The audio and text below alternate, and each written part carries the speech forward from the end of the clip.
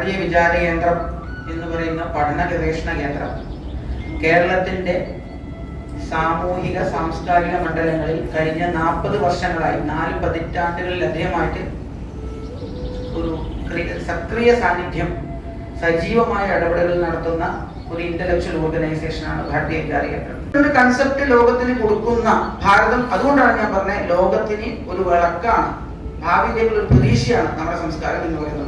മതത്തിലുപരിയായി ചിന്തിച്ചുകൊണ്ട് നമുക്ക് എങ്ങനെ ഭാവിയെ രൂപപ്പെടുത്തിയെടുക്കാം എന്ന ചിന്തയിൽ ഭാരതത്തിന് മാത്രമാണ്, ഭാരതത്തിന്റെ സംസ്കാരത്തിന് മാത്രമാണ് ഫ്യൂച്ചറിലേക്ക് ഒരു പ്രസക്തി, ഒരു റിലവൻസ് ഇതുള്ളൂ എന്ന് ഞാൻ ഉറച്ചു വിശ്വസിക്കുന്നു. സ്വായത്തമാക്കാനായിട്ടുണ്ട്. അപ്പോൾ പക്ഷെ അങ്ങനെയൊക്കെ ഷെയ്ഖ് ഹസീനയുടെ നേതൃത്വത്തിൽ വളരെയധികം പുരോഗമിക്കുന്ന അല്ലെ ഹ്യൂമൻ ഇൻഡെക്സ്, സന്തോഷം എന്നൊക്കെ പറഞ്ഞ ഒരുപാട് കാര്യങ്ങൾ ബംഗ്ലാദേശ് ഇന്ത്യയെക്കാളും ഭാരതത്തിനേക്കാളും മുന്നേറിയാണ് എന്ന് അവകാശപ്പെടുമ്പോഴും ഇപ്പം ബംഗ്ലാദേശ് തലക്കെട്ടുകൾ നിറഞ്ഞിരിക്കുന്ന കാര്യം എന്ന് പറയുന്നത് ഞാൻ നേരത്തെ പറഞ്ഞ പോലെ ജനാധിപത്യ അവകാശ ധ്വംസനം, മനുഷ്യാവകാശ ധ്വംസനം, ജനാധിപത്യ വിരുദ്ധമായിട്ടുള്ള കാര്യങ്ങളെ കൊണ്ടും അതുപോലെ സ്ത്രീകളുടെയും കുട്ടികളുടെയും നിലവിളികൾ കൊണ്ടും അതിക്രമണം കൊണ്ടും ഒക്കെയാണ്. ദർശനങ്ങളെയും എല്ലാം അവസാന ഈശ്വരനെത്തുന്നുള്ള അർത്ഥത്തിലൊക്കെ പറഞ്ഞു നടക്കുന്ന പ്രചാരകരായിട്ടുള്ള അതിന്റെ പോവുകയും ക്ഷേത്രങ്ങൾ കത്തിക്കുകയൊക്കെ ചെയ്യുന്നു. അപ്പോൾ അതിനെ ഇതിന്റെ റിസോഴ്സ് പേഴ്സൺ അങ്ങനെയുള്ള എക്സ്പെർട്ട് പാനലിനെ സംഘടിപ്പിക്കുന്നതിന് വന്നിട്ട് ഒരുപാട് ആൾക്കാർ കാര്യങ്ങളൊക്കെ നമുക്ക് തന്നെ ഒരു ഭാരമായിട്ട് വരുന്ന ഒരു സാഹചര്യത്തിലൂടെയാണ് നമ്മൾ കടന്നു പോകുന്നത് നമുക്ക് കാണാൻ സാധിക്കും. സ്വദേശി ശാസ്ത്ര കോൺഗ്രസിന്റെ കേരള ഘടകത്തിന്റെ സംസ്ഥാന അധ്യക്ഷൻ എന്ന രീതിയിൽ അത്തരം പ്രവർത്തനങ്ങൾക്ക് നേതൃത്വം കൊടുക്കുകയും നിരവധി പ്രോഗ്രാമുകൾ സംഘടിപ്പിക്കുകയും ചെയ്തിട്ടുണ്ട്. നമുക്ക് ഏവർക്കും അഭിമാനമായി മുരളീധരൻ സാറാണ്.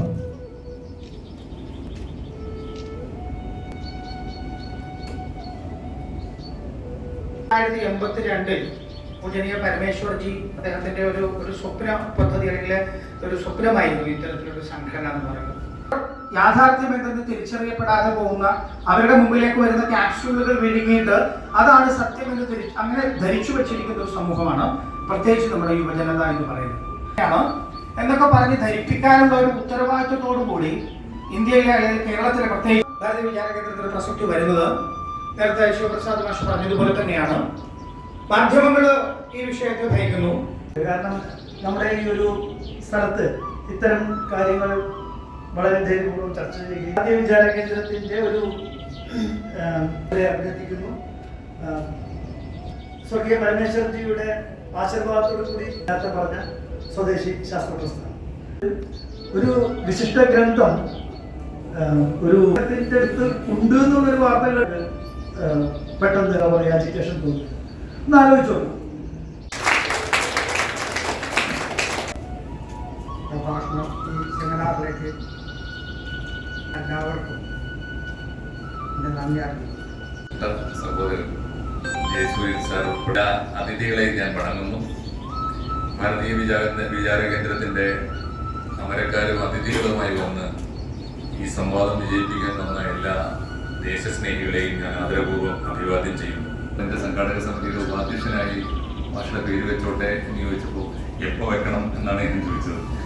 അത് വേറൊന്നുകൊണ്ടുമല്ല, നമുക്ക് വേറൊരു ആലോചിക്കാൻ നേരമില്ലാത്തത് ഭാരതത്തെക്കുറിച്ച് മാത്രമാണ്, ദേശത്തെക്കുറിച്ച് മാത്രമാണ്. സാംസ്കാരിക പ്രവർത്തകനാണ് ഞാൻ. എൻ്റെ ഒടുവിലത്തെ ബോധ്യം, ഏറ്റവും പരമമായ ബോധ്യം ഇതാണ്: ഭൂമിയിൽ ഏതെങ്കിലും ഒരു കോസിന് വേണ്ടി ഒരു മനുഷ്യൻ മരിക്കേണ്ടതുണ്ടെങ്കിൽ അത് ദേശത്തിന് വേണ്ടി മാത്രമാണ്. ഒരു വലിയ തെറ്റിന്റെ പേരാണ് ബംഗ്ലാദേശ്. വാക്കുകൾ കൃത്യമായി പറഞ്ഞില്ലെങ്കിൽ പുതിയ കാലത്ത് അതിന്റെ മുന അല്പം തേഞ്ഞു പോകും. നമ്മുടെ ക്ലാസിക് കാലം കടന്ന് റൊമാൻറ്റിക് കാലം കടന്ന്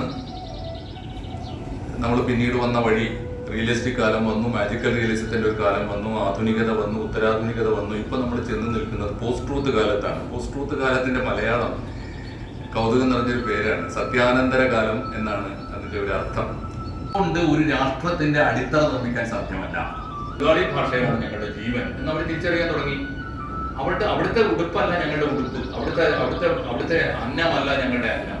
എന്നാൽ അവർക്ക് ഐഡന്റിറ്റി പൊളിറ്റിക്സ് ആയിരുന്നു അത്. തീർച്ചയായിട്ടും മുഹമ്മദ് അലി ജിന്ന മതരാഷ്ട്രവാദിയായിരുന്നില്ല. മുഹമ്മദ് അലി ജിന്ന രാഷ്ട്രവാദിയായ മൗലാന മൗദൂദി, ജമാഅത്തെ ഇസ്ലാമിയുടെ സ്ഥാപകൻ, അദ്ദേഹത്തെ ചെന്ന് കണ്ടു.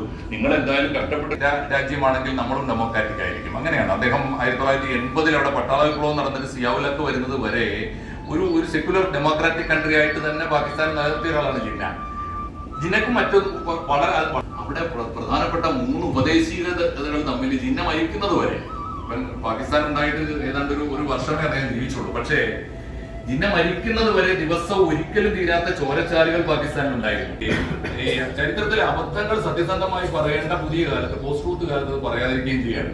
അപ്പൊ ഞാൻ പറഞ്ഞത്, ഞാൻ അഞ്ചുതെങ്ങ് എന്നൊരു ഗ്രാമം, തിരുവനന്തപുരത്തെ 3 പ്രാധാന്യമുണ്ട് കേരളത്തിൽ. ഒന്ന്, ശ്രീനാരായണ ഗുരുദേവൻ മരുത്താമലയിൽ തപസ് കഴിഞ്ഞിട്ട് ആദ്യത്തെ പള്ളിക്കൂടം തുടങ്ങിയത് അവിടെ അഞ്ചുതെങ്ങിലാണ്. രണ്ടാമത്തെ പ്രത്യേകത, ഈ നമ്മുടെ സ്വദേശാഭിമാനി രാമകൃഷ്ണപിള്ള ആദ്യം പത്രം തുടങ്ങിയത് അവിടെ. 1905 ആറ്റിങ്ങൽ മഹാറാണിയുടെ നാടാണ്. ആറ്റിങ്ങൽ മഹാറാണി അവിടെ ബ്രിട്ടീഷുകാർക്ക് ഒരു പാണ്ഡികശാല തുടങ്ങാൻ, വെയർ ഹൗസ് തുടങ്ങാൻ അവസരം കൊടുത്തു, അനുമതി കൊടുത്തു. അപ്പൊ വെയർ ഹൗസിൽ ചുക്കും കുരുമുളക് ഏലവും വാങ്ങിക്കൂട്ടാനാണ് അവരോട് പറഞ്ഞത്. അവരെ തെറ്റിദ്ധരിപ്പിച്ചുകൊണ്ട് ചുക്കും കുരുമുളക് ഏലവും കപ്പലിൽ അങ്ങോട്ട് കൊണ്ടുപോയി തിരിച്ചു വരുമ്പോൾ ആയുധങ്ങൾ കൊണ്ടുവന്ന് കുന്നുകൂട്ടി. നാട് പിടിച്ചെടുക്കാനുള്ള സൂത്രമാണ്, നാട്ടുകാർക്ക് മനസ്സിലായി എന്ന് പറയും പോലെ ആ അമ്മ പെരുമാറിയിട്ടുണ്ട്. അങ്ങനെ പെരുമാറിയ അമ്മയുടെ പേരാണ് ഈ ഭാരതാംബ എന്ന് പറയുന്നത്. പക്ഷേ ഇനിയിപ്പോ ഞങ്ങൾ സംസാരിക്കുന്നതിനേക്കാൾ കൂടുതൽ ചോദ്യങ്ങളായിരിക്കും ഈ ഒരു സെമിനാറിലും സമ്പന്നമാക്കാൻ. ഒന്ന്, നിന്റെയൊക്കെ രാജ്യമുണ്ടല്ലോ, അത് മനുഷ്യന്റെ മാത്രം രാജ്യമാണ്, ഞങ്ങളുടേത് അങ്ങനെയല്ല. ഞങ്ങളുടെ നാട് ദൈവങ്ങളുടെ കൂടി നാടാണ്. ഈ mother land of gods as well എന്ന് പറയുന്ന ഒരു പ്രയോഗം ഉണ്ടല്ലോ, ലോകത്തിൽ ഒരിക്കലും മനസ്സിലാവില്ല. അത് വിഭവശേഷിക്ക് കണക്കുണ്ട്, ലൈഫ് സ്റ്റോക്കിന് കണക്കുണ്ട്, പട്ടിക്കും പൂച്ചക്കൊക്കെ കണക്കുണ്ട്. പക്ഷെ കണക്കിൽപ്പെടാത്ത ഒരു മഹാശക്തി ഉണ്ട് രാജ്യം, ദൈവങ്ങളാണ്. അത് എത്രയാണെന്ന് കണക്കാക്കാൻ അദ്ദേഹം ഒരു സർക്കാർ വകുപ്പിനെ നിയമിച്ചു. Theological survey of India Manmohan സിംഗാണ് നിയമിച്ചത്. അത് കൂടി 60,04,000. 60,04,000 പുതിയ ദൈവങ്ങളെ എന്നെ കൂടി ചേർക്കണം എന്ന് പറഞ്ഞിട്ട് ചിലർ അന്വേഷിച്ച് വരാൻ തുടങ്ങി. അപ്പൊ മൻമോഹൻ സിംഗ് ഈ വോട്ടർ പട്ടിക പുതുക്കുന്ന പോലെ 5 കൊല്ലത്തിൽ അപ്പൊ ഒന്നാണ് സംസ്കാരം. ഭാരതീയതൊക്കെ എന്തെങ്കിലും മേന്മയുണ്ടോ? അഹമ്മദ് മാഷെ, നിന്നോടൊക്കെ പല രീതിയിലും പലരും ചോദിക്കാറുണ്ട്. എത്ര ഉദാഹരണം വേണം മോനെന്ന് ഞാൻ ചോദിക്കാറുണ്ട്. ഒരു ഉദാഹരണം, ഞാൻ 1-2 ഉദാഹരണം കൂടി പറഞ്ഞു എന്റെ സമയത്തിനകത്ത് ഞാൻ അവസാനിപ്പിക്കാം. ഈ നമ്മൾ പറഞ്ഞത്, ഭാരതം സ്വീകരിച്ചത്, സംയമനത്തോടെ കേട്ടത്, എനിക്ക് നല്ല അനുഭവമുണ്ട്. ഞാനിപ്പോ എന്നെ ഇടതുപക്ഷ സാംസ്കാരിക വേദി പുറത്താക്കുന്നത് എനിക്ക് ഏറ്റവും ഇഷ്ടമുള്ള വിയോജിപ്പുള്ളവരോട് സ്നേഹപൂർവ്വം പിന്നെന്തിനെ സംവാദം, അതിനാണ് പുറത്താക്കിയത്. ഞാൻ പറഞ്ഞത്, ഞാൻ കണ്ടത് മാത്രം, ജയസൂര്യൻ സാർ കൂടുതൽ കണ്ടത് എനിക്കറിയില്ല. 21 തവണയെങ്കിലും നമ്മുടെ നേതാക്കൾ, പക്ഷെ 30 കൊല്ലമായിട്ട് ഒരു അസ്ഥി കഷ്ണം പോലും കണ്ടു കിട്ടാതെ എന്റെ മലപ്പുറത്ത് കൊല്ലപ്പെട്ടു പോയൊരു മനുഷ്യന്റെ പേരാണ് ചേകരൂർ മൗലവി. പ്രിയപ്പെട്ട നേതാക്കളെ, ഞാൻ ചോദിക്കട്ടെ, ഒരു തവണ ഒന്ന് മിണ്ടിക്കൂടെ ആ മനുഷ്യന്റെ പേര്? ഭരണപക്ഷമോ പ്രതിപക്ഷമോ മാറി ഇരിക്കുന്നവരോ എന്നെങ്കിലും പറഞ്ഞിട്ടുണ്ടോ കേരള നിയമസഭയിൽ? ഭൂമിയിൽ ആകാശത്തിന് ചുവട്ടിലുള്ള എല്ലാ വിഷയങ്ങളെ കുറിച്ചും ലേഖനം എഴുതിയിട്ടുള്ള ഒരാളാണ് EMS നമ്പൂതിരിപ്പാട്. EMS ചേകനൂർ, അത് ബംഗ്ലാദേശിന്റെ കാര്യത്തിൽ സംഭവിക്കുന്നുണ്ട്. ജയസൂര്യൻ സാർ വിശദാംശങ്ങൾ പറയും. ഒറ്റ കാര്യം കൂടി വരുന്നത്, ബംഗ്ലാദേശിൽ ഈ പറഞ്ഞ അക്രമം വരുന്നത്, അവിടെ അരാജക വാഴ്ച വരുന്നത് ഏറ്റവും ആദ്യം ബാധിക്കുക ഇന്ത്യയിലാണ്. 2 കാരണങ്ങളാണ്. ഒന്ന്, ഇന്ത്യയുടെ ഏറ്റവും ചുരുങ്ങിയത് 6 സംസ്ഥാനങ്ങളിലേക്കെങ്കിലും ബംഗ്ലാദേശ് മുറിച്ചു കടന്നു പോകണം. പറയുന്നത് നമ്മുടെ ത്രിപുരയുടെ തലസ്ഥാനമാണ്. അഗർത്തലയിൽ നിന്ന് ഞാൻ ബസ് കയറിയത് കൽക്കത്തയിലേക്കാണ്. കൊൽക്കത്തയിലേക്ക് ബസ് കയറുന്ന 2 തവണ ബംഗ്ലാദേശ് മുറിച്ചു കിടക്കണം. ദീർഘദൂര മണിക്കൂറുകളോളം ബംഗ്ലാദേശിലൂടെ കടന്നിട്ട്. അതുകൊണ്ട് ഒരു അഗർത്തലയുടെ മാത്രം പ്രശ്നം, ത്രിപുരയുടെ മാത്രം പ്രശ്നമല്ല. ഇന്ത്യയുടെ പ്രധാനപ്പെട്ട 6 സംസ്ഥാനങ്ങളെങ്കിലും ബംഗ്ലാദേശിന് അപ്പുറത്താണ്. എന്ന് പറഞ്ഞാൽ 2024 ജനുവരിയിൽ ബംഗ്ലാദേശ് തെരഞ്ഞെടുപ്പ് കാലത്ത് അവർ BBC കൊടുത്ത ഇന്റർവ്യൂവിൽ അവർ കൃത്യമായിട്ട് പറയുന്നുണ്ട്, ലോകത്തിലെ ഒരു വൻകിട രാജ്യം എന്നോട് വന്ന് പറഞ്ഞു, നിങ്ങളുടെ അതിർത്തി പ്രദേശത്ത് ഒരു ക്രിസ്തു രാജ്യം സ്ഥാപിക്കാൻ ഞങ്ങൾക്ക് താല്പര്യമുണ്ട്. നമുക്ക് ആ അവർക്ക് നീതി നിഷേധം വന്നത് എങ്ങനെയാണ്, അല്ലെങ്കിൽ അതിന്റെ ഈ പറഞ്ഞതുപോലെ മതവും മതാധിഷ്ഠിതമായ നിയമങ്ങളും അങ്ങനെയൊക്കെയാണല്ലോ. നമ്മൾ മാഷ് നേരത്തെ പറഞ്ഞതാണ്, മതരാഷ്ട്രവും മതരാഷ്ട്രത്തിന് മതത്തിൽ നമ്മുടെ ഒരു പൊതു നിയമത്തിനപ്പുറത്ത് അവർ നിർമ്മിക്കുന്ന, അവർ ഉണ്ടാക്കുന്ന, അവർ വ്യാഖ്യാനിക്കുന്ന ഒരുപാട് നിയമങ്ങളുണ്ടാവും. ആ നിയമങ്ങളും അതൊക്കെയാണ് അവരുടെ അടിസ്ഥാന പ്രമാണങ്ങളായിട്ട് അവരെപ്പോഴും ഉപയോഗിക്കുന്നത്. അത് തന്നെയാണ് ഇപ്പോഴും നടന്നുകൊണ്ടിരിക്കുന്നത്. ഇത് കഴിഞ്ഞിട്ട് നമുക്ക് ചർച്ച അല്ലെങ്കിൽ സംവാദത്തിലേക്ക് പോകും. ശരിയാണ്, സംവാദാത്മകമാകണം സമൂഹം എന്ന് പറയുന്ന ഒരു വാദഗതി തന്നെയാണ് എപ്പോഴും ഭാരതീയ വിചാര കേന്ദ്രം മുന്നോട്ട് വെച്ചിട്ടുള്ളത്. ഈ നേരത്തെ പറഞ്ഞു, സംവാദത്തെ ഭയക്കുന്നവരാണ് അല്ലെ, സംവാദത്തിൽ ഏർപ്പെടുന്നത് കൊണ്ടാണ്. ശ്രീ മുരളീധരൻ പാലമംഗലം, നമ്മുടെ ഉദ്ഘാടകൻ ഡോക്ടർ കെ മുരളീധരൻ. ഇപ്പോൾ ഈ വിഷയം വളരെ ഹ്രസ്വമായി എന്നാൽ സമഗ്രമായി കുറഞ്ഞ സമയത്തിനുള്ളിൽ നമ്മുടെ മുമ്പിൽ അവതരിപ്പിച്ച ബഹുമാനപ്പെട്ട ശ്രീ AP അഹമ്മദ് മാഷ് ഇന്ന് ഈ സദസ്സിനെ സമ്പന്നമാക്കുന്ന മഹത്തുക്കളെ ആയിരിക്കുവാനും വേണ്ടി അധ്യധ്വാനം ചെയ്ത അതിൽ വിജയിച്ച ഭാരതീയ വിചാര കേന്ദ്രത്തിന്റെ സംഘാടകരെ ഞാൻ ആദ്യമായിട്ട് അഭിനന്ദിക്കുകയാണ്. സംഘാടകർ അനുഭവിക്കുന്ന ബുദ്ധിമുട്ട് അതൊന്ന് വിജയിപ്പിക്കാൻ അതിന്റെ പങ്കാളിത്തം എണ്ണത്തിലും വണ്ണത്തിലും വലിപ്പമുള്ള ആൾക്കാരെ പങ്കെടുപ്പിക്കാനുള്ള ആ ഒരു പ്രാഗൽഭ്യം ഞാൻ ഇവിടെ കണ്ടു. എന്നോട് സംഘാടകർ പറഞ്ഞു ഇത്ര പേര് വരും, ഇത്ര പേരെ ക്ഷണിച്ചിട്ടുണ്ട് എന്ന് പറഞ്ഞു. സംഘാടകത്വത്തിന്റെ അനുഭവം ഉള്ളതുകൊണ്ട് ഞാനൊന്ന് ഞെട്ടി. അതൊക്കെ വരൂ. രാവിലെ ഞാൻ അവരോട് ചോദിച്ചു, അത്രയും വരുമോ, ഒന്നുകൂടെ ഒന്ന് വിളിച്ചോളൂ. വലിയ സംഭവം തന്നെയാണ്. വിഷയത്തിലേക്ക് വരാം. ബംഗ്ലാദേശ് നമ്മളൊന്ന് ചർച്ച ചെയ്യാനുള്ള കാരണം ആരംഭിക്കേണ്ടത് ഈ ബംഗ്ലാദേശ് വിഷയത്തിന്റെ അടിസ്ഥാനം എന്താണ് എന്നുള്ളതാണ്. ബംഗ്ലാദേശ് എന്നുള്ള ആ ഒരു പേര് നമ്മൾ അഫ്ഗാനിസ്ഥാനിലേക്കോ പാകിസ്ഥാനിലേക്കോ സിറിയയിലേക്കോ ലെബണിലേക്കോ അതല്ലെങ്കിൽ മധ്യ ആഫ്രിക്കൻ രാജ്യങ്ങളിലേക്കോ കൊണ്ടുപോയാൽ അവിടുത്തെ പേരിട്ട് വിളിക്കാം. ബംഗ്ലാദേശിന് പകരം അവിടുത്തെ പേരിട്ടാൽ മതി. എല്ലായിടത്തും വിഷയം ഒന്ന് തന്നെയാണ്. ജനതയല്ല. ഭാരതത്തിന്റെ ഉള്ളിൽ ഞങ്ങൾക്ക് ജീവിക്കാൻ സാധ്യമല്ല, ഞങ്ങൾക്കൊരു രാജ്യം വേണം എന്നാവശ്യപ്പെട്ടത് നേരത്തെ പറഞ്ഞ എക്സ്ക്ലൂഷൻ എന്ന ചിന്തയുള്ളവരുടെ പാകിസ്ഥാൻ ഉണ്ടായത്. ആ പാകിസ്ഥാനാണ് പിന്നീട് നേരത്തെ ഇവിടെ പറഞ്ഞ 2-3 വിഭാഗം ആൾക്കാരുണ്ടല്ലോ പാകിസ്ഥാനിൽ. പക്ഷെ അതിന് വളരെ കൃത്യമായി സൂചിപ്പിച്ചു. അത് നമ്മൾ അറിഞ്ഞിരിക്കേണ്ട ഒരു കാര്യം തന്നെയാണ്. പോയി അറിയാമോ, നമ്മള് നേതാജി സുഭാഷ് ചന്ദ്രബോസ് അല്ലെങ്കിൽ അംബേദ്കർ എന്നൊക്കെ പറയുന്നത് പോലെ തന്നെ ഭാരതത്തിൽ പണ്ട് പറഞ്ഞിരുന്ന ഒരു വലിയ മനുഷ്യനുണ്ടായിരുന്നു, യോഗേന്ദ്രനാഥ മണ്ഡൽ. യോഗേന്ദ്രനാഥ മണ്ഡൽ ഈ ആശയത്തിന് അടിമപ്പെട്ടു പോയ ഒരു കാലത്ത് അദ്ദേഹം ചെയ്ത ഒരു പ്രവൃത്തി, ഭാരതത്തിൽ നിന്ന് ലക്ഷക്കണക്കിന് ദളിതരെ നയിച്ചുകൊണ്ട് കിഴക്കൻ പാകിസ്ഥാനിലേക്ക് പോയി. ഭാരത വിഭജനം നടന്നപ്പോൾ അദ്ദേഹം പറഞ്ഞു, ദളിതർക്ക് ഈ ഭാരതത്തിൽ ജീവിക്കാൻ സാധ്യമല്ല. ലോകത്ത് ഒരു ശക്തിയേ ഉള്ളൂ, അത് ഇസ്ലാമിക് ശക്തിയാണ്. അതുകൊണ്ട് ഇസ്ലാമിന്റെ ഭരണത്തിന് കീഴിലാണ് ദളിതന് രക്ഷ എന്ന് പറഞ്ഞുകൊണ്ട് ഈ യോഗേന്ദ്രനാഥ മണ്ഡൽ എന്ന് പറയുന്ന നേതാവ് ലക്ഷക്കണക്കിന് ദളിതരെ ഇന്നത്തെ പശ്ചിമ ബംഗാൾ, ബീഹാർ പ്രദേശങ്ങളിൽ നിന്നും ആസാം പ്രദേശങ്ങളിൽ നിന്നും സമാഹരിച്ചുകൊണ്ട് ബംഗ്ലാദേശിലേക്ക് പോയി. അദ്ദേഹം വിചാരിച്ചത് അവിടെ ചെല്ലുമ്പോൾ അദ്ദേഹത്തിന് വലിയ സ്വീകരണം കിട്ടും, ഏറ്റവും കുറഞ്ഞത് ഒരു രാഷ്ട്രപിതാവ് സ്ഥാനമെങ്കിലും കിട്ടും എന്നൊക്കെയാണ്. നേരിട്ട് ഭരിക്കാം.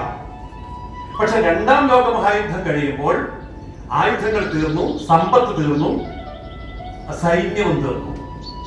അതുകൊണ്ട് ഇനി കോളനൈസേഷൻ, കോളനിവൽക്കരണം, കോളനികളെ ഭരിക്കുക നേരിട്ട് എളുപ്പമല്ല. പക്ഷെ അവര് ശ്രമം ഉപേക്ഷിച്ചില്ല. അവരെന്താ ചെയ്തത്? ഒരു പാരഡൈം ഷിഫ്റ്റ് അവരുടെ പ്രവർത്തന മണ്ഡലത്തിൽ കൊണ്ടുവന്നു. ഇന്നത്തെ സ്ഥാപനങ്ങളൊക്കെ കൂട്ടി. അപ്പോ ഓൺലൈൻ എന്ന് പറയുന്നത് ഇപ്പോൾ ഒരു ബുദ്ധിമുട്ടില്ല. സ്കൂളിലെ കുട്ടികളാണെങ്കിലും കോളേജ്, സർക്കാർ മേഖലയാണെങ്കിലും രാഷ്ട്രീയ പാർട്ടികളുടെ മീറ്റിംഗ് ഒക്കെ ആണെങ്കിലും, ഇപ്പോൾ ഞങ്ങളുടെ രാഷ്ട്രീയ പാർട്ടിയുടെ മീറ്റിംഗ് ഒക്കെ നടക്കുന്ന പഞ്ചായത്ത് മീറ്റിംഗ് മുതൽ ഓൾ ഇന്ത്യ മീറ്റിംഗ് വരെ ഓൺലൈനില്ല. നമുക്ക് തന്നെ തോന്നും ഉണ്ട്. 52 രാജ്യങ്ങളിൽ അമേരിക്കൻ ഡോളറിനെ മാറ്റി നിർത്തിയിട്ട് ഡയറക്റ്റ് കറൻസി എക്സ്ചേഞ്ച് നടപ്പാക്കിയ രാജ്യമാണ് ഇന്ത്യ. ചെറിയ രാജ്യം, 52 ചെറിയ രാജ്യമാണെങ്കിലും അമേരിക്കയെ നോക്കി പറഞ്ഞു, നിന്റെ ഡോളർ വേണ്ട, ഞങ്ങൾ കച്ചവടം നടത്തിക്കോളാം. നമുക്കറിയാമല്ലോ, റഷ്യയെ എല്ലാവരും ഒറ്റപ്പെടുത്തിയപ്പോൾ ഇന്ത്യ പറഞ്ഞു ഞങ്ങൾ വാങ്ങിച്ചോളാം, പക്ഷെ ഒറ്റ നിബന്ധന, രൂപയായിരിക്കും തരിക. എത്ര രാജ്യങ്ങളുണ്ട് ഇന്ന്? 52 രാജ്യങ്ങൾ. ഒരു നാറ്റോ സഖ്യം പോലെയുള്ള ഒരു സഖ്യമല്ല എങ്കിലും ഒരു ഡോളറിന് എതിരെയായിട്ടുള്ള ഒരു നീക്കം ലോകരംഗത്ത് നടപ്പാക്കി വിജയിപ്പിച്ച് കാണിച്ച ഭാരതം 4ാമത്തെ വൻ ശക്തിയാണ്. ബാക്കി ഏത് രാജ്യത്തും ഇത് വിജയിപ്പിക്കാൻ സാധിക്കും. കാരണം ചൈന ഇത് അംഗീകരിച്ചിട്ടില്ല. ഇത് ആദ്യം വിജയിപ്പിച്ചു എവിടെ? ബംഗ്ലാദേശിൽ. മുഹമ്മദ് യൂനുസ് എന്ന് പറയുന്ന വ്യക്തി നമുക്കറിയാം, നൊബേൽ പ്രൈസ് കിട്ടിയ ആൾ. ഈ നൊബേൽ പ്രൈസ് കിട്ടാൻ കാരണം എന്താ? അദ്ദേഹം അവിടെ മൈക്രോ ഫിനാൻസ് എല്ലാ വീടുകളിലേക്കും എത്തിച്ച് ബംഗ്ലാദേശിലെ ദരിദ്ര അമ്മമാരെ ശാക്തീകരിച്ചു. പേരെന്താണ്? സ്ത്രീ ശാക്തീകരണം. രാജ്യമായിരുന്ന ബംഗ്ലാദേശിനെ സാമ്പത്തിക ശാക്തീകരണത്തിലേക്ക് നയിച്ചു എന്നതിന്റെ പേരിൽ മുഹമ്മദ് യൂനുസിന് നൊബേൽ പ്രൈസ് കിട്ടി. സത്യത്തിൽ ഇയാളുടെ പണി എന്താണ്? ബ്ലേഡ് കമ്പനി നടത്തുക. അതിന് 14 കോടി ജനങ്ങളെ ഒന്നിച്ച് ബ്ലേഡ് കമ്പനി ചേർത്ത പരിപാടിയാണ് അമേരിക്ക മഹത്വവൽക്കരിച്ച് പറഞ്ഞത് സ്ത്രീ ശാക്തീകരണം. വലിയ അടിമത്തത്തിൽ കൊണ്ടുവരുന്ന ആ ഡീപ് സ്റ്റേറ്റ് അജണ്ടയ്ക്കാണ് ഇയാൾക്ക് നോബൽ പ്രൈസ് കൊടുത്തത്. മഹാത്മാഗാന്ധിക്ക് നോബൽ പ്രൈസ് കൊടുക്കാൻ 6 തവണയാണ് നോമിനേഷൻ കൊടുത്തില്ല. എന്താ മഹാത്മാഗാന്ധിക്ക് കൊടുക്കാത്തത്? മഹാത്മാഗാന്ധിക്ക് കൊടുക്കാം, പക്ഷേ ജിന്നയ്ക്കും കൂടി പങ്കുവെക്കണമെന്നായിരുന്നു സ്വീഡിഷ് അക്കാഡമിയുടെ ഡിമാൻഡ്. ചില അജണ്ടകളുമുണ്ട്. അല്ലെങ്കിൽ ടോൾസ്റ്റോയ്ക്ക് നോബൽ പ്രൈസ് കിട്ടിയിട്ടില്ല, മഹാത്മാഗാന്ധിക്ക് നോബൽ പ്രൈസ് കിട്ടിയിട്ടില്ല. കിട്ടാത്ത ആൾക്കാരുടെ ലിസ്റ്റ് എടുത്ത് നോക്കിയപ്പോൾ കിട്ടിയവരെക്കാൾ വലിയ ആൾക്കാർ അവരായിരുന്നു. പക്ഷെ അത് അമേരിക്കൻ പാശ്ചാത്യ താല്പര്യങ്ങൾക്ക് യോജിക്കുന്നവരായിരുന്നില്ല എന്നുള്ള ഒറ്റ കാരണം കൊണ്ട് അവർക്ക് നൊബേൽ പ്രൈസ് കിട്ടിയില്ല. അപ്പോൾ നൊബേൽ പ്രൈസുകളും കൊടുക്കപ്പെടുന്ന അംഗീകാരങ്ങളും വെറുതെ കൊടുക്കുന്നതല്ല, അതിനൊക്കെ ഉള്ളിൽ അന്താരാഷ്ട്ര താല്പര്യങ്ങളുണ്ട്. വെച്ച് നോക്കുമ്പോൾ ഭാരതം എടുക്കുന്ന നിലപാടുകൾ നാളെ ലോകത്തിന്റെ ചിത്രം മാറ്റി വരയ്ക്കുന്ന നിലപാടുകളാണ്, അല്ലെങ്കിൽ ആയിരിക്കണം. അതുകൊണ്ട് ആ തരത്തിലുള്ള ഒരു വലിയ മാറ്റത്തെ നമുക്ക് കൊണ്ടുവരണമെങ്കിൽ ബംഗ്ലാദേശ് വിഷയം എന്നുള്ളത് ലോകത്തിന്റെ മുമ്പിൽ മാതൃകാപരമായി എങ്ങനെയാണ് കൈകാര്യം ചെയ്യേണ്ടത് എന്ന് നമുക്ക് കാണിച്ചു കൊടുക്കേണ്ടതായിട്ട് ഉണ്ട്. NGO-കൾക്ക് ഇവിടെ എല്ലാവർക്കും എന്തും പറയാനും പ്രവർത്തിക്കാനുമുള്ള സ്വാതന്ത്ര്യമുണ്ട്. ഒപ്പം തന്നെ ഭരണകൂടത്തിന്റെ ഭാഗമായിരുന്ന, ഇന്ന് പലപ്പോഴും പ്രതിപക്ഷമായിരിക്കുന്ന കോൺഗ്രസ് കമ്മ്യൂണിസ്റ്റ് സിദ്ധാന്തങ്ങളും അതുപോലെ തന്നെ മൈനോറിറ്റി എന്ന പേരിൽ വരുന്ന ഇസ്ലാമിക് ശക്തികളും അവരുടെ ചിന്താധാരകളും ഐക്യപ്പെട്ടുകൊണ്ട് ഒറ്റ മുന്നണിയായി നിന്നുകൊണ്ട് ഭാരത വിരുദ്ധമായ നിലപാടുകൾ പ്രഖ്യാപിക്കുകയും നടപ്പാക്കുകയും ചെയ്യുമ്പോൾ ശ്രദ്ധിക്കപ്പെടേണ്ട പല കാര്യങ്ങളും ശ്രദ്ധിക്കപ്പെടാതെ പോകുന്നുണ്ട്. കാരണം രണ്ടുപേരുടെയും പുറകിൽ ഒരേ ഫണ്ടിങ്ങാണ്. ഞാനിതിവിടെ സൂചിപ്പിച്ചത്, ഇത്ര ശക്തമായിട്ടുള്ള ഒരു ഭാരതത്തെ അത്ര സ്വാധീനശേഷിയോടുകൂടി പിടിച്ചു കുലുക്കാൻ മാത്രം കഴിവുള്ള ആ ഡീപ് സ്റ്റേറ്റിന് മുന്നിൽ എങ്ങനെ പിടിച്ചു നിൽക്കും ഒരു ബംഗ്ലാദേശ്? കരുതലോടെ നീങ്ങുന്ന ഒരു രാജ്യവും ജനതയുമായിരിക്കണം ഭാരതം. കാരണം ഇത് ചെറിയ കളിയല്ല. പുറമേ കാണുന്നത് ഇസ്ലാമിക ഹൈന്ദവ അങ്ങനെയൊക്കെ ആയിരിക്കാം. അവിടെ 2% മുസ്ലിം, ബാക്കി വരുന്ന 8%, 92% മുസ്ലിം, ബാക്കി വരുന്ന 7% ഹിന്ദു. അപ്പം 92, 99, പിന്നെ വരുന്ന 1%-നകത്ത് ക്രിസ്ത്യാനി വരും, ബുദ്ധൻ വരും, ബാക്കി എല്ലാവരും കൂടെ വരും വെച്ചിരിക്കുന്നത്. ഇവിടെ അമേരിക്കയും ചൈനയും ഒന്നിച്ചു നിൽക്കും. റഷ്യ നമ്മുടെ കൂടെ നിൽക്കുമെന്ന് യാതൊരു ഉറപ്പുമില്ല. കാരണം ഓരോ രാജ്യത്തിനും അവരവരുടെ താല്പര്യങ്ങളുണ്ട്. അപ്പോൾ നമ്മൾ എന്താണ് എടുക്കേണ്ട നിലപാട്? സ്വയമേവ മൃഗേന്ദ്രത. അത് കീഴ്ക്കാടൻ ജോസിന്റെ വന്നിട്ട് ജയിലിന്റെ കയ്യിലാണ്. ഇന്റർനാഷണൽ NGO-യുടെ ഫണ്ടിങ്ങുകളുണ്ട്. അതുപോലെ തന്നെ നമ്മുടെ നിയമസഭയ്ക്ക് അകത്തും പാർലമെന്റിനകത്തും കയറി പ്രസംഗിക്കാൻ കഴിയുന്ന MP-മാരും MLA-മാരും മന്ത്രിമാരും പാർട്ടികളും ഇവിടെയുണ്ട്. ഇവരൊക്കെയാണ് ഈ രാജ്യം ഇത്രയും കാലം ഭരിച്ചിരുന്നത്. അവർക്കെതിരെ യുദ്ധം ചെയ്യുന്നതോടൊപ്പം വേണം നമ്മൾ ലോകത്തോട് യുദ്ധം ചെയ്യാൻ. മന്ത്രിമാരെന്നുള്ള പേരിൽ നമ്മുടെ ഉള്ളിൽ നിന്ന് തന്നെ നമ്മളെ ദുർബലപ്പെടുത്താൻ വേണ്ടി ശ്രമിക്കുമ്പോൾ അന്താരാഷ്ട്ര രംഗത്തും നമ്മൾ യുദ്ധം ചെയ്യണം, ആഭ്യന്തരമായിട്ടും നമ്മൾ യുദ്ധം ചെയ്യണം. അങ്ങനെ ഈ ബഹുമുഖമായുള്ള യുദ്ധരംഗത്ത് വിജയിക്കാൻ വേണ്ടിയിട്ടുള്ള ഒരു യുദ്ധമുഖമാണ് ബംഗ്ലാദേശിൽ തുറന്നിരിക്കുന്നത്. ഈ വിഷയം രണ്ടുപേരും അവരവരുടേതായ നിലപാടുകൾ അവതരിപ്പിച്ചു കഴിഞ്ഞു. അവർ ഉന്നയിച്ച ചില കാര്യങ്ങൾ, അല്ലെങ്കിൽ അവർ സൂചിപ്പിച്ച ചില കാര്യങ്ങളും അവരോട് നമ്മൾ ചോദിക്കുന്ന ചില കാര്യങ്ങൾ. ഇപ്പം ഈ സെഷൻ നടക്കുന്നത് 5 മിനിറ്റ് നേരം ഞാൻ അഹമ്മദ് മാഷിനോട് ചോദിച്ച ചോദ്യങ്ങൾക്കും, അഡ്വക്കേറ്റ് ജയസൂര്യ സാറിനോട് ചോദിച്ച ചോദ്യങ്ങൾക്കും, ശ്രീ രാജീവ് മാഷിനോട് ചോദിക്കുന്ന ചോദ്യങ്ങൾക്കും ഒന്നിച്ച് ഉത്തരം നൽകുക. അങ്ങനെയാവുമ്പോൾ നമുക്ക് ആ സമയം. അപ്പോൾ സാറ്, ഞാൻ ആദ്യമായിട്ട് ചോദിക്കുന്നത് അഹമ്മദ് മാഷിനോടാണ്. നമ്മൾ അങ്ങ് നേരത്തെ പറഞ്ഞു, ഒരു സത്യാനന്തര കാലത്ത് നമ്മൾ അങ്ങനെ ഒരു കാലഘട്ടത്തിൽ കൂടിയാണ് നമ്മൾ കടന്നു പോകുന്നത്. അവിടെ അപജയങ്ങളാണ് കൂടുതലുള്ളത്. പിന്നെ ഈ പറഞ്ഞ പോലെ അദ്ദേഹത്തിൻ്റെ ഏറ്റവും പുതിയ പുസ്തകമായ നെക്സസ്, അതിൽ നിന്ന് നമുക്കറിയാം അവിശുദ്ധ കൂട്ടുകെട്ടുകൾ ഉണ്ടാവുക എന്നുള്ളതാണ് നമ്മുടെ സമൂഹത്തിൻ്റെ ഏറ്റവും വലിയ ഒരു സവിശേഷത. ഇപ്പോൾ ഈ അവിശുദ്ധ കൂട്ടുകെട്ട് സമൂഹത്തിലെ എല്ലാ മേഖലയിലും ഉണ്ടാവുന്നു. അപ്പം നമുക്കെപ്പോഴും നമ്മുടെ ഒരു വലിയ കാര്യങ്ങൾ, അല്ലെങ്കിൽ നമ്മൾ എപ്പോഴും ശ്രദ്ധിച്ചുകൊണ്ടിരിക്കുന്നത് പാവങ്ങൾ, ജനങ്ങളൊക്കെ പൊതുവെ പാവങ്ങളാണ് സാർ, അങ്ങനെയാണ് കരുതുന്നത്. നൈതികതയുടെ ഭാവിയാണ് ഒറ്റ വാക്യത്തിൽ ഞാൻ പറയേണ്ടത്. സാമ്രാജ്യത്വം എന്ന് നമ്മൾ ഇന്ന് വിളിക്കുന്നത് പഴയ പോലെ രാഷ്ട്രീയ സാമ്രാജ്യത്വത്തെ അല്ല. ഒരു ഭയപ്പാടും വേണ്ട എന്ന് ഞാൻ ചരിത്ര വിദ്യാർത്ഥി എന്ന നിലയിൽ ഭാവിയിലേക്ക് നോക്കുമ്പോൾ എനിക്ക് പ്രതീക്ഷയോടെ പറയാൻ പറ്റും. ലോകത്ത് ഇനി ഒരു യുദ്ധം രാജ്യങ്ങൾ കക്ഷി ചേർന്നുകൊണ്ട് രണ്ട് ചേരികളായി ലോകം രണ്ടായി തിരിഞ്ഞൊരു ലോകമഹായുദ്ധം ഉണ്ടാകുന്നത് യാതൊരു ഭീതിയും വേണ്ട. അത് സാധ്യമാകുന്ന ആദ്യത്തെ ശക്തി ഇന്ന് ചൈനയാണെങ്കിൽ ചൈന പ്രഖ്യാപിച്ചു കഴിഞ്ഞിട്ടുണ്ട്, ഞങ്ങൾക്കിനി ക്ലയൻസ് മതി,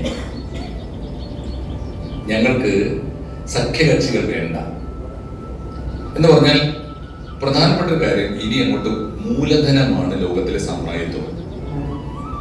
അങ്ങനെ വരുമ്പോൾ ഒരു പ്രശ്നമുണ്ട്. ഇന്ത്യൻ ഭരണഘടനയ്ക്ക് പുറമെ നമ്മൾ അനുസരിക്കാൻ ബാധ്യതപ്പെട്ട, മൻമോഹൻ സിംഗിനെ ഓർത്തുകൊണ്ട് ഞാൻ പറയട്ടെ, നമ്മൾ അനുസരിക്കാൻ ബാധ്യതപ്പെട്ടവരാണെന്ന് നമ്മൾ എഴുതി ഒപ്പിട്ട് കൊടുത്തൊരു ഭരണഘടന ഇപ്പൊ നമ്മുടെ കയ്യിലുണ്ട്. WTO ആണ്. ഇന്ത്യൻ ഭരണഘടന കഴിഞ്ഞാൽ WTO നമ്മൾ അംഗീകരിക്കണം. US പക്ഷേ WTOയുടെ ഭരണഘടനയ്ക്കും മീതെയാണ് എന്നൊരു കരാറ് നിലവിലുണ്ട്. അപ്പൊ ആലോചിച്ച് നോക്കൂ, ഇന്ത്യൻ ഭരണഘടന, WTO ഭരണഘടന, അതിന് മീതെ ഒരു US ഭരണഘടന. ഇത് അംഗീകരിക്കേണ്ടി വരുന്ന ഒരു ആഗോള ഒരു ലോകക്രമത്തിന് മുമ്പിലാണ് നമ്മളുള്ളത്. ഞാൻ പറഞ്ഞു വന്ന കാര്യം ഇത്രയേ ഉള്ളൂ. മൂലധനമാണ് പുതിയ സാമ്രാജ്യത്വത്തിന്റെ പേര്. നിയോ കൊളോണിയലിസം എന്ന് വിളിക്കുന്നത് രാജ്യം പോയി മറ്റൊരു രാജ്യത്തെ ആക്രമിക്കുന്നതിനല്ല, ഒരു രാജ്യത്ത് പോകാതെ ആ രാജ്യത്തെ അടിമയാക്കുന്ന നിയമ വ്യാപാര കരാറുകൾക്കാണ് പറയുക. അങ്ങനെ വരുമ്പോൾ ഇത് ഏറ്റവും കൂടുതൽ ഉണ്ടാക്കിയെടുക്കുന്നത് മാധ്യമരംഗത്താണ്. ഒന്നാമത്തെ കാര്യം 5 മിനിറ്റ് കൊണ്ട് ഞാൻ പറയാം.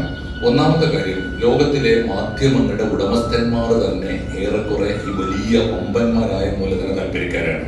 കൃത്യമായ സാമ്രാജ്യത്വ മൂലധന ശക്തിയാണ്. ഇപ്പൊ സ്റ്റാർ TV നെറ്റ്വർക്ക് ഉണ്ടല്ലോ, സ്റ്റാർ TV നെറ്റ്വർക്കിന്റെ കയ്യിൽ ഇന്ന് 121 ചാനലുകളുണ്ട് ലോകത്ത്. നമ്മൾ വിചാരിക്കുന്ന പോലെ ഇതൊന്നും പലതല്ല. നമ്മൾ ഏഷ്യാനെറ്റ് എന്ന് കാണുമ്പോൾ നമുക്ക് ഒന്നാണ്. 121 ചാനലുകൾ നടന്ന ഒരു മുതലാളിയാണ്. ആ മുതലാളിയെ പർച്ചേസ് ചെയ്താൽ ലോകത്തിലെ ഏത് ശക്തിക്കും ഏത് ഭരണകൂടത്തിനും അത്രയും മാധ്യമങ്ങളെയും അവരുടെ വ്യൂവേഴ്സിനെയും വിലക്ക് വാങ്ങാൻ പറ്റും. നമ്പർ 1. രണ്ടാമത്തെ കാര്യം, പ്രധാനപ്പെട്ട ഒന്ന്, ഭരണകൂടങ്ങൾ പേ ചെയ്യുന്നുണ്ട്. എന്റെ ജീവിതത്തിൽ ഏറ്റവും സങ്കടം അറിഞ്ഞ എന്നാൽ അങ്ങേയറ്റ അഭിമാനം തോന്നിയ ദിവസം പറയാം. ഇന്ന് മലയാളത്തിൽ ജീവിച്ചിരിക്കുന്ന ഏറ്റവും സീനിയറായ ഒരു ജേർണലിസ്റ്റിനെ ഏറെയൊന്നും ആരും അറിയാതെ ദേശീയ മാധ്യമങ്ങൾ, ഇംഗ്ലീഷ് മാധ്യമങ്ങൾ ഒരു കാലത്ത് നിറഞ്ഞു നിന്നൊരു മനുഷ്യനെ, ഒരു പക്ഷേ നമ്മൾ പിൽക്കാലത്ത് കേട്ട എത്രയോ വിവാദ വിഷയങ്ങളെ ഉയർത്തിക്കൊണ്ടുവന്നവരാണ്. വിഷയം പറഞ്ഞാൽ നിങ്ങൾക്ക് മനസ്സിലാവും. ഒന്ന്, JV വിളനിലം എന്നൊരു VC ഉണ്ടായിരുന്നല്ലോ നമുക്ക്. ആ VC ഡോക്ടറേറ്റ് വാങ്ങിച്ചത് സ്കോട്ട്ലൻഡിലെ ഒരു കുടിൽ വ്യവസായമായി നടത്തിക്കൊണ്ടിരിക്കുന്ന ഡോക്ടറേറ്റ് ദാനത്തിൽ 155 പൗണ്ട് കൊടുത്ത് വാങ്ങിച്ചതാണ് എന്ന് തെളിയിച്ചൊരു ജേർണലിസ്റ്റ് മലയാളത്തിൽ ഉണ്ടായിരുന്നു. അന്ന് അദ്ദേഹം ഇംഗ്ലീഷിലാണ് എഴുതിയത്. സാവി മാഗസിനിൽ, സൊസൈറ്റി മാഗസിനിലൊക്കെ ആയിരുന്നു, മാഗ്ന ഗ്രൂപ്പിന്റെ മാഗസിനിലായിരുന്നു. ഒരു പക്ഷേ കേരളത്തിൽ നിന്ന് ഉയർന്നു വന്ന ഏറ്റവും ഉയർന്ന വിധാനത്തിൽ വർക്ക് ചെയ്ത വലിയ വാല്യൂ ഉണ്ടായിരുന്ന ജേർണലിസ്റ്റാണ് ഇപ്പോഴും അദ്ദേഹമുണ്ട്. അദ്ദേഹത്തിന്റെ പേര് J. രാജശേഖരൻ നായർ എന്നാണ്. എന്റെ ജീവിതത്തിലെ ഒരു വലിയ സൗഭാഗ്യം അദ്ദേഹത്തെ ഇന്റർവ്യൂ ചെയ്യാൻ. ഞാൻ അദ്ദേഹത്തെ തേടി പിടിച്ചു പോയി വിശ്രമ ജീവിതം നയിക്കുന്ന അദ്ദേഹത്തെ ജനസേവനവുമായിട്ട് ഒതുങ്ങിക്കൂടുന്ന മനുഷ്യനെ ഇന്റർവ്യൂ ചെയ്തു എന്നുള്ളതാണ്. അദ്ദേഹം ജീവിതത്തിൽ പുറത്തു കൊണ്ടുവന്ന ഒന്ന്, JV വിളനില ആരാണ്. നമുക്കന്ന് അറിയുമായിരുന്നില്ല ഇങ്ങനെയൊക്കെ ഡോക്ടറേറ്റ് കച്ചവടം ഉണ്ടോ, നമുക്ക് അറിയുമായി. ഇന്നിപ്പോ അറിയാം, എല്ലാ യൂണിവേഴ്സിറ്റികളും കച്ചവടമാണ്. രണ്ടാമത്തെ ഇഷ്യൂ, ISR ചാരക്കേസ് വെറും പുകയാണ് എന്ന് ആദ്യം പറഞ്ഞയാളാണ് J. രാജശേഖരൻ നായർ. 3, നമ്മുടെ നാട്ടിലെ ഏറ്റവും വലിയ ജനവിരുദ്ധ ശക്തി, രാഷ്ട്രവിരുദ്ധ ശക്തി ആരാണെന്ന് അറിയുമോ? മതഭീകരവാദികളല്ല, NGOs ആണ്. അത് ആദ്യം തെളിയിച്ചാണ്. ലോകത്തിലെ ഒരു രാജ്യത്തോടും ഒരു ഭരണകൂടത്തോടും കൂറില്ലാത്ത NGOമാരാണ് ഇന്ത്യയിലെ ഏറ്റവും വലിയ ശത്രു. അദ്ദേഹം ഉദാഹരണം പറയുന്നുണ്ട്. മൈത്രേയനെ ഒരു കേസിൽ പിടിച്ചപ്പോൾ ജീവിതത്തിൽ ഒരു പൈസക്ക് ഇന്ന് വരെ അധ്വാനിച്ചിട്ടില്ലാത്തൊരു മനുഷ്യനാണ്. അദ്ദേഹത്തിന്റെ പണി എന്തായെന്ന് വെച്ചാൽ ഒന്നുകിൽ ട്രാൻസ്ജെൻഡേഴ്സിനെ അല്ലെങ്കിൽ സെക്സ് വർക്കേഴ്സിനെ സംഘടിപ്പിച്ചിട്ട് അവരുടെ സൊസൈറ്റിയുടെ കാര്യകർത്താവായി അതിന്റെ കമ്മീഷൻ കൊണ്ട് ജീവിച്ചു പോവുകയും. അദ്ദേഹത്തോട് സർക്കാർ കണക്ക് ചോദിച്ചപ്പോൾ, ഇന്ത്യൻ ഗവൺമെന്റ് അദ്ദേഹത്തോട് കണക്ക് ചോദിച്ചപ്പോൾ അദ്ദേഹം പറഞ്ഞു, ലോകത്തിലെ ഒരു ഗവൺമെന്റിനും ഞങ്ങളോട് കണക്ക് ചോദിക്കാൻ അധികാരമില്ല. അവന്റെ പേര് AK ആന്റണി എന്നല്ലയോ എന്നും യാതൊരു മട്ടിയില്ലാതെ പറഞ്ഞ ജേർണലിസ്റ്റ് ഉണ്ട്. ഇപ്പൊ പറയില്ല കേട്ടോ ജേർണലിസ്റ്റ്. അപ്പൊ ഇവർക്കൊക്കെ അത്തരം താല്പര്യങ്ങളുണ്ട്. വേറെ ഒന്ന്, അതുകൊണ്ട് തന്നെ ഈ മാധ്യമങ്ങൾ നിലപാടെടുക്കുന്നതിന് ഇതിന്റെയൊക്കെ പുറമൊരു കാര്യം കൂടി ഉണ്ട്.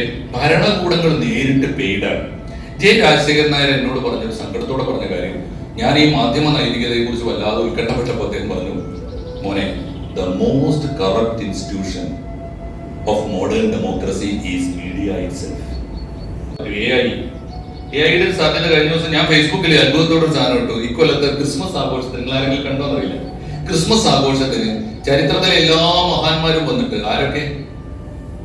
ജവഹർലാൽ നെഹ്റു, ഇന്ദിരാഗാന്ധി, രാജീവ് ഗാന്ധി, രാഹുൽ ഗാന്ധി ഒക്കെ ഒരുമിച്ച്, ലോകത്തിലെ എല്ലാ, വിൻസ്റ്റൺ ചർച്ചിൽ തൊട്ട് എല്ലാവരും, മാത്രമല്ല മൈക്കിൾ ജാക്സൺ തൊട്ടുള്ള പാട്ടുകാരും നടിമാരും എല്ലാ മെർലിൻ ഉൾപ്പെടെ എല്ലാവരും വന്നിട്ട് ഒരുമിച്ച് ക്രിസ്മസ് ആഘോഷിക്കുക. അതും ജീവനുള്ള മനുഷ്യൻ വളരെ ഉണ്ടാവും, നമുക്ക് അനുകൂലവുമായിരിക്കും, യാതൊരു ഫലവും ഉണ്ടാവില്ല. കാരണം അത് എക്സിക്യൂട്ട് ചെയ്യാനുള്ള പവർ ലോകായുക്തക്കില്ല. ഒരു ഉപദേശം കൊടുക്കാം, മോനെ അങ്ങനെയൊന്നും ചെയ്യരുത് കേട്ടോ, ഇത് മോശമാണേ എന്ന് പറയാം. എന്നിട്ട് അത് അനുസരിക്കുന്നില്ലെങ്കിലോ ഒന്നും ചെയ്യാനില്ല. അന്താരാഷ്ട്ര കോടതി പോട്ടെ, ഇന്ത്യയുടെ സുപ്രീം കോടതി ഓർത്തഡോക്സ് സഭയും യാക്കോബായ സഭയും കൂടി വഴക്ക് കൂടി പള്ളിത്തർക്കമുണ്ടാക്കി സുപ്രീം കോടതി അന്തിമ വിധി പ്രഖ്യാപിച്ചു. ഇന്ന പള്ളികൾ ഇന്ന സഭയ്ക്ക് വിട്ടുകൊടുക്കാൻ പറഞ്ഞു. ഒരൊറ്റ പള്ളി വിട്ടുകൊടുക്കാനോ ഏറ്റെടുക്കാനോ കേരള സർക്കാർ നോക്കിയിട്ട് പറ്റുന്നില്ല. അപ്പൊ യഥാർത്ഥ കോടതി നോക്കിയിട്ട് ഇത്രയൊക്കെ ഉള്ളൂ. അതായത് നിയമത്തെ സംബന്ധിച്ചുള്ള വിഖ്യാതമായ ഒരു നിർവചനമുണ്ട്, അത് നമ്മൾ ഓർത്തിരിക്കണം. നിയമം ചിലന്തി വലയാണ്, ചെറിയ പ്രാണികൾ അതിൽ കുടുങ്ങും, വലിയ പ്രാണി വന്നാൽ വലയും കൊണ്ട് അങ്ങ് പോകും, അത്രയും. അപ്പോ ആ നിയമത്തിന് മുകളിലേക്ക് പറക്കാൻ കഴിയുന്ന വൻ പക്ഷികളായി മാറുന്നവർക്ക് മാത്രമേ ഈ കാര്യത്തിൽ എന്തെങ്കിലും ചെയ്യാൻ പറ്റുള്ളൂ. പേരല്ല പോകുന്നത്. അതിനേക്കാൾ വലിയ സംഗതിയുണ്ട്. അതായത് ഇന്ത്യ എന്ന് പറയുന്നത് നമ്പർ 1 കൺസ്യൂമറാണ്, ലോകത്തെ കൺസ്യൂമർ പവറാണ്. അതുകൊണ്ട് തന്നെ നമ്പർ 1 മാർക്കറ്റാണ്. ലോകത്തുള്ള ഏറ്റവും വലിയ വിമാന ഓർഡറുകൾ കൊടുക്കുന്ന രാജ്യം ഇന്ത്യയാണ്, വേറൊരു രാജ്യമല്ല. നമ്മൾ ഓർക്കണം, ഇന്ത്യയിലെ എയർ ഇന്ത്യയും അതുപോലെ ഇൻഡിഗോയും കൂടെ കൊടുത്തിരിക്കുന്ന ഓർഡർ എത്രയാ? 500-1000 വിമാനങ്ങളാണ്. ഈ 1000 വിമാനങ്ങൾ ഒന്നിച്ച് ഓർഡർ കൊടുത്ത ലോകത്തെ ഞെട്ടിച്ച രാജ്യമാണ് ഇന്ത്യ. ജിയോ എന്ന് പറയുന്ന പൈപ്പ് ലൈനിൽ കൂടി പണം പമ്പ് ചെയ്തിട്ടാണ് പല രാജ്യങ്ങളെയും നിയന്ത്രിക്കുന്നത്. സാർ പറഞ്ഞത് വളരെ ശരിയാണ്. എനിക്ക് പറയാൻ ആഗ്രഹമുള്ളൊരു പോയിന്റ്, അതുകൊണ്ട് ഞങ്ങൾ ഒന്നിച്ച് പറയുന്നു. ലോക രാജ്യങ്ങളിലെ ഗവൺമെന്റുകൾ പർച്ചേസ്ഡ് ഗവൺമെന്റുകളാണ്. പർച്ചേസ് ചെയ്യപ്പെട്ട് പണി വെച്ചു കൊടുത്തിരിക്കുകയാണ്. ഇപ്പൊ വലിയ വലിയ കമ്പനിയിലൊക്കെ ഈ പ്രോജക്റ്റ് ചെയ്യുമ്പോൾ പ്രോജക്റ്റ് ഇത്ര പേരുണ്ടെന്ന് പറയല്ലേ എന്ന് പറയുന്ന പോലെ ഈ വലിയ വലിയ നമ്മളിപ്പോ ഒരു ജോർജ് സോറോസിനെ അല്ലെങ്കിൽ ഏതെങ്കിലും ഒരാളുടെ പേര് പറയുമ്പോൾ അയാൾ മാത്രമേ ലോകത്തുള്ളൂ എന്ന് ധരിക്കരുത്. ഇവരുടെ വലിയൊരു കൺസോഷ്യം ഉണ്ട്. കൺസോഷ്യം എന്ന് പറയുമ്പോൾ ബിസിനസ് കൂട്ടായ്മയാണല്ലോ. ആ കൺസോഷ്യത്തിനകത്ത് ഇന്ത്യക്കകത്തുള്ളവരുണ്ട്. അങ്ങനെയുള്ള കൺസോഷ്യത്തിൽ എത്ര പേരുണ്ടെന്ന് നമുക്കറിയില്ല. അവരൊന്നിച്ചു കൂടിയിട്ട് അവർ ലോകത്തെ മൊത്തം രാജ്യങ്ങളെ വീതം വെച്ച് അവിടുത്തെ മാർക്കറ്റിനെ വീതം വെച്ചെടുത്തിരിക്കുകയാണ്. ഇതൊക്കെ ബംഗളം മന്ത്രതന്ത്രങ്ങൾക്ക് പ്രധാനപ്പെട്ട ഒരു സ്ഥലമായിരുന്നു. പിന്നീട് മുഗൾ കാലഘട്ടത്തിലാണ് ഒരു മുസ്ലിം വിഭാഗങ്ങൾക്ക് സ്വാധീനമുള്ള ഒരു മേഖലയായിട്ട് ബംഗാൾ മാറുന്നത്. അതിനുശേഷം ബ്രിട്ടീഷുകാർ വന്നു. ബ്രിട്ടീഷുകാർ ഇന്ത്യയിൽ ആദ്യമായി അവരുടെ മേധാവിത്വം സ്ഥാപിച്ചത് ബംഗാളിലായിരുന്നു. ബംഗാളിൽ നിന്ന് നവാബ് ഭരണമായിരുന്നു. അവരുടെ തന്ത്രം, നേരത്തെ ജയസൂര്യൻ സാർ പറഞ്ഞതുപോലെ, കേരളത്തിന്റെ അത്രയും വലിപ്പമുള്ള ഒരു രാജ്യം, കേരളത്തിന്റെ അത്രയും പോപ്പുലേഷനുള്ള ഒരു രാജ്യം, ഇന്ത്യ, ചൈന തുടങ്ങിയ സൗത്ത് ഇന്ത്യൻ കംപ്ലീറ്റ് കോളനികളാക്കിയത് എങ്ങനെയാണ്? വളരെ മൂർച്ചയുള്ള ചോദ്യമാണ്. തന്ത്രങ്ങളിലൂടെയും കുതന്ത്രങ്ങളിലൂടെയായിരുന്നു. അത് ആദ്യം പയറ്റിയത് ബംഗാളിലാണ്. ബംഗാളിലെ നവാബുമാരെ തമ്മിലടിപ്പിച്ച് കുറുക്കനെ പോലെ ചോര കുടിച്ച്, അവരുടെ താല്പര്യം കച്ചവടം, പണം മാത്രമാണ്. നമ്മൾ പറയുന്നത് പോലെ ഇന്ന് ലോകനീതി എന്ന് പറയുന്നത് ധർമാധിഷ്ഠിതമല്ല. ധർമ്മം മറഞ്ഞു. അർത്ഥാധിഷ്ഠിതമായ ബന്ധങ്ങൾക്കാണ് ലോകരാഷ്ട്രങ്ങൾ ഇന്ന് പ്രാധാന്യം കൊടുക്കുന്നത്. അർത്ഥത്തിനനുസരിച്ചുള്ള സുഹൃത്തുക്കളാണ് ഇന്ന് രാഷ്ട്രങ്ങൾക്കുള്ളത്. ഭാരതം ധർമ്മം എന്ന് പറഞ്ഞതിനെ കൊണ്ട് ഇന്നത്തെ കാലഘട്ടത്തിൽ അടിസ്ഥാനമില്ല. ഇത് ഏതോ ഒരു ഘട്ടത്തിൽ ജൈനമതത്തിന്റെ പിൻപറ്റിക്കൊണ്ട് നോൺ വയലൻസ് എന്ന് പറഞ്ഞ് പതിപ്പിച്ചതാണ്. അതിനപ്പുറത്തേക്കാണ് കാര്യങ്ങൾ. ഒരിക്കലും